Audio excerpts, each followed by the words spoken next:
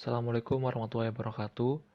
Saya Dion Maulana dengan NIM 210101 201200029.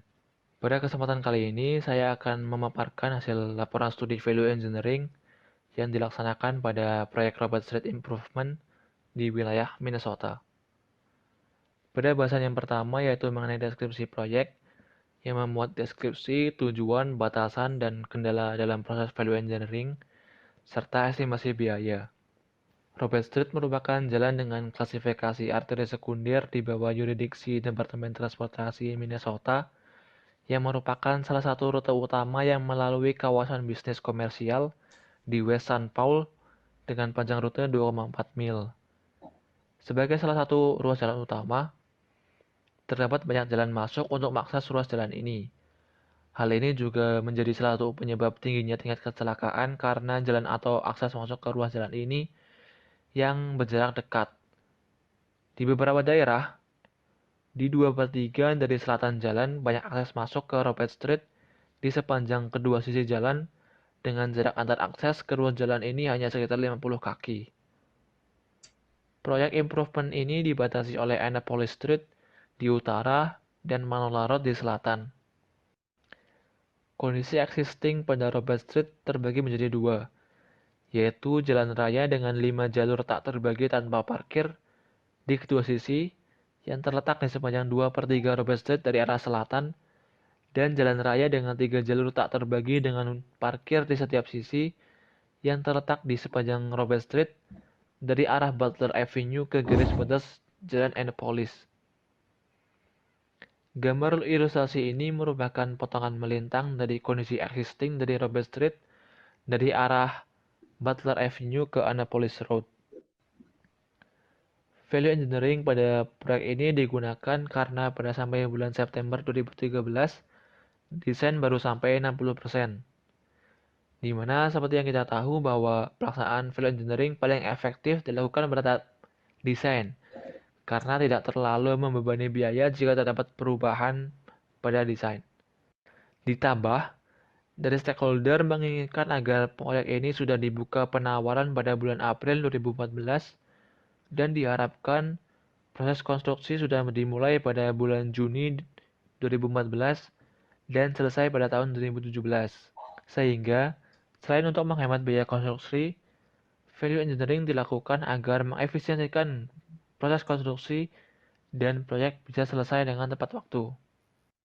Selanjutnya, secara umum tujuan dari proyek ini adalah untuk merekonstruksi Robert Street untuk meningkatkan keselamatan dan mobilitas serta menyediakan akomodasi untuk memenuhi standar American with Disabilities Act atau ADA.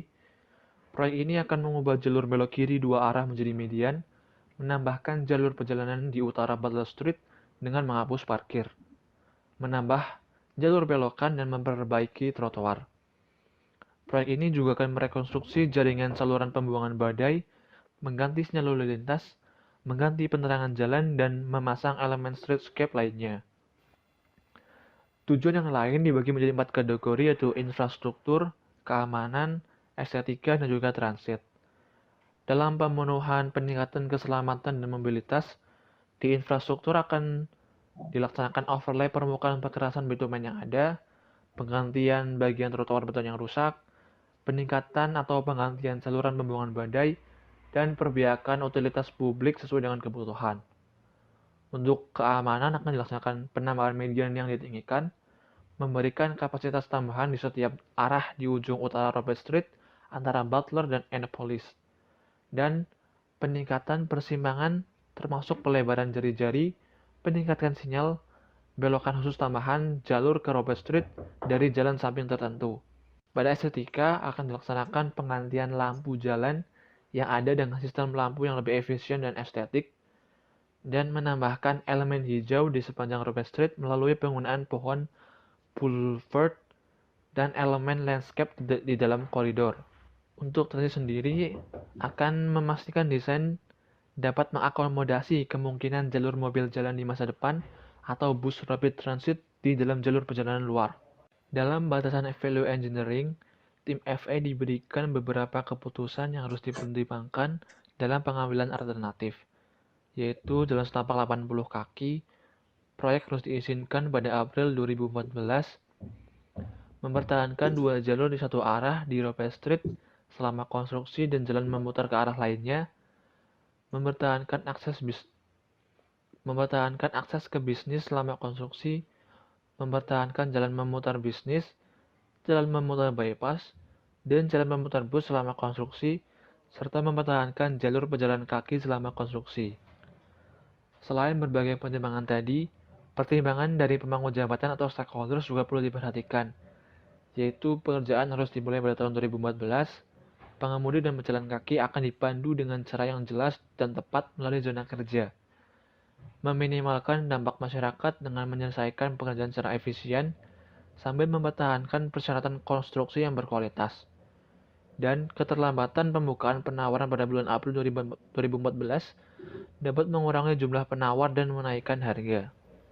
Dalam kendala dalam penentuan value engineering, dari investigasi dan pengamatan proyek, ditemukan beberapa kendala, yaitu pengendara yang berbelok secara sembarangan, trotoar yang rusak, perkerasan retak, kegagalan atau kelelahan perkerasan, banyaknya jalan masuk ke arah bisnis, transit atau aktivitas berjalan kaki, ujung utara di Butler Avenue berbeda dari proyek lainnya, pejalan kaki penyandang cacat, beberapa jalan masuk yang buntu, dan kontraktor akan menggali atau menimbun parit untuk saluran air. Pada estimasi biaya, tim FA diberikan perkiraan harga sebelum studi dilakukan seperti pada tabel berikut. Karena dianggap harga yang diperkirakan belum disesuaikan dengan proyek yang telah mencapai 60% desain, tim FA merubah perkiraan biaya yang ada dan menyesuaikannya sesuai dengan progres pada 60% desain. Pada bahasan yang kedua, yaitu analisa proyek, yang akan memuat cost model, performance attribute matrix, analisis fungsi, dan juga diagram phase. Pada cost model disusun untuk mengidentifikasi elemen konstruksi utama dan elemen konstruksi tambahan, dengan membuat diagram persentase dari tiap elemen.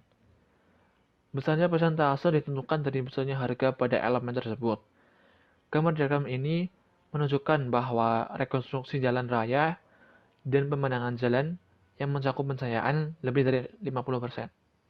Pada performance attribute, kinerja di setiap proyek harus didefinisikan dengan baik dan disepakati oleh tim FA, tim proyek, dan para pemangku jabatan atau stakeholders pada awal setiap studi.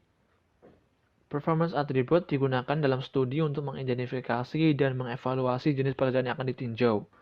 Dalam tahap ini diberikan 5 jenis pekerjaan atau atribut kerja, yaitu mainline operation, local operation, maintainability, construction impact, environment impact, dan project schedule. Kelima jenis pekerjaan ini dijabarkan dalam tabel berikut. Selanjutnya ada performance attribute matrix. Performance attribute matrix digunakan untuk menentukan kepentingan relatif dari masing-masing atribut kinerja pada proyek. Tim proyek dan tim FE mengevaluasi kepentingan dari masing-masing atribut yang akan digunakan untuk mengevaluasi ide-ide kreatif dari segi tujuan dan dibutuhkannya atribut tersebut dalam proyek. Setiap atribut diberikan persentase masing-masing sesuai dengan besarnya kepentingan dari atribut tersebut, yang bila mana dijumlahkan, hasilnya harus 100%. Pada analisis fungsi dilakukan untuk mengidentifikasi fungsi elemen desain utama dari proyek, memungkinkan pertimbangan yang lebih luas dari cara-cara alternatif untuk mencapai fungsi. Fungsi utama yang diidentifikasi oleh tim yaitu mengurai konflik, mengurai tabrakan, meningkatkan citra koridor, mengakomodasi pengguna, mengurai kemacetan, meningkatkan mobilitas, mengurai biaya pemeliharaan, dan meningkatkan vitalitas ekonomi. Pada diagram fase dibuat dengan menyusun fungsi-fungsi yang ada dengan sebuah logika, sehingga apabila dibaca dari kiri ke kanan, fungsi akan menjawab pertanyaan bagaimana, sedangkan apabila dibaca dari kanan ke kiri, fungsi akan menjawab pertanyaan mengapa. Fungsi yang dihubungkan dengan garis vertikal adalah fungsi yang terjadi pada waktu yang sama. Pada tahap spekulasi atau fase kreatif, terdapat kegiatan brainstorming di dalam tim value engineering tentang bagaimana cara melakukan atau menerapkan fungsi yang ada yang didasari informasi yang tersedia, dengan mempertimbangkan kendala atau pengendalian keputusan yang dikelompokkan dalam 4 fungsi, yaitu fungsi menjaga lalu lintas melalui koridor, fungsi menjaga lalu lintas dengan tujuan bisnis, fungsi relokasi utilitas, dan fungsi meningkatkan konstruksibilitas. Pada tahap evaluasi, dipertimbangkan berbagai kendala dan beberapa faktor dalam pengambilan keputusan, dengan mempertimbangkan kelebihan dan kekurangannya. Setiap ide kemudian dievaluasi dengan cermat. Tim FE juga memberikan peringkat kepada keseluruhan ide dari 0 hingga 5. Ide berperingkat tinggi, 4 atau lebih, akan dikembangkan lebih lanjut. Ide yang dianggap setara dengan baseline atau dengan nilai 3 akan didokumentasikan sebagai pertimbangan desain, dan yang berperingkat rendah dari 2 atau lebih rendah akan dikesampingkan. Rekomendasi yang diberikan yang pertama yaitu menggunakan traffic barrels dengan penghematan sekitar $0,2 miliar mengganti penghalang beton sementara dengan barrel lalu lintas untuk memisahkan lalu lintas dari zona kerja dan untuk menggambarkan akses bisnis. Rekomendasi ini mengurai dampak konstruksi serta dapat diterima dan dapat dengan mudah diimplementasikan dengan rencana desain akhir. Rekomendasi yang kedua yaitu mengadakan rapat kontraktor atau pemilik bisnis mingguan atau dengan rapat mingguan. Kontraktor akan menunjuk seseorang, kemungkinan besar mandor atau pengawas, untuk mengadakan pertemuan mingguan secara rutin dengan owner agar jelas mengenai apa yang dikerjakan dan sesuai progres. Rekomendasi ini dapat diterima dan menjadi bagian dari persyaratan atau spesifikasi proyek. Rekomendasi yang selanjutnya yaitu relokasi utilitas terlebih dahulu yang akan mengurangi 6 bulan durasi konstruksi dengan mengembangkan urutan perintah kerja dari ketentuan kontrak kerja yang membuat pekerja menyelesaikan pekerjaan instalasi air bersama dengan pipa saluran pembuangan sanitasi yang diusulkan dan penggantian lubang got sebelum memulai pekerjaan. Rekomendasi ini akan mengurangi dampak konstruksi dan akan mengurangi durasi kontrak secara keseluruhan. Yang selanjutnya yaitu mitigasi risiko dengan kontrak utilitas terpisah. Hal ini terjadi jika akuisisi daerah milik jalan atau right of way tertunda, maka iklankan dan biarkan proyek konstruksi terpisah secara khusus. Ini adalah strategi respons terhadap resiko bahwa daerah milik jalan tidak akan diakuisisi oleh proyek hingga bulan April 2014 dan bahwa proyek akan ditunda sampai sertifikasi daerah milik jalan disetujui oleh FHWA.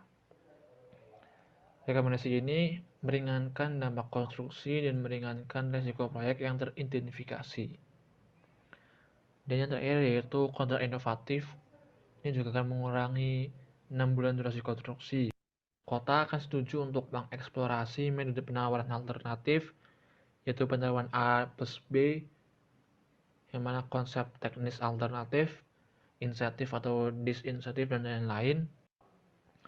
Mereka akan mencari arahan dari MNDOT atau Minnesota Department of Transportation pada panduan tentang item ini dan untuk bahasa kontrak standar yang harus dimasukkan ke dalam dokumen penawaran untuk metode kontrak yang dipilih. Kota menyarankan agar pertemuan dijadwalkan dengan MNDOT Construction Service untuk mengeksplorasi manfaat dari penerapan opsi-opsi penawaran alternatif. Untuk menerima nilai atau value terbaik untuk proyek, gabungkan metode kontrak inovatif dalam desain bid membangun pengiriman proyek untuk mengurangi durasi keseluruhan proyek. Sekian, terima kasih atas perhatiannya. Saya Dwi Anand Maulana, pamit undur diri.